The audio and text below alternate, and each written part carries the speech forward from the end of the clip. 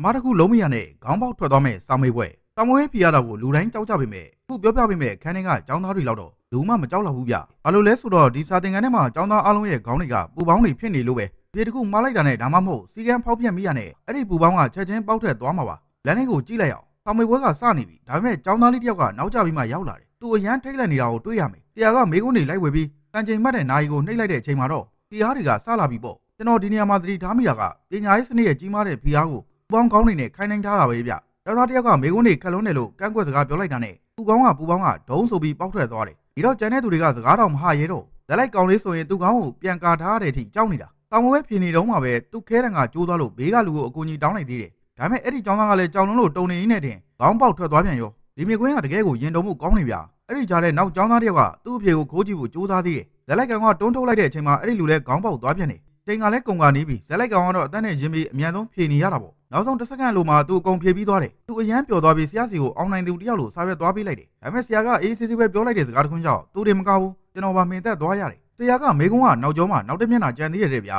ဒါကတော့တကယ်ကိုအန်နီးပါပဲကျွန်တော်တို့ဘဝမှာလည်းတခုပြီးသွားပြီလို့ထင်တိုင်းနောက်ထပ်စိန်ခေါ်မှုတစ်တွေကထက်လာနေတတ်တာကိုတယောထားတာလို့ထင်ပါတယ်မစီမဆိုင်ဖီရားတွေပေးတတ်တဲ့စနစ်တစ်ခုအကြောင်းကိုလည်းကောင်းကောင်းပုံဖော်ထားတာပါကဲတင်ရောဆောင်မွေးပဲကန်းထဲမှာဆိုရင်နောက်ဆုံးထိကောင်းမပေါ့တောင်းခံနိုင်ပါမလားကောင်းမရေးပေးခဲ့ပါဦး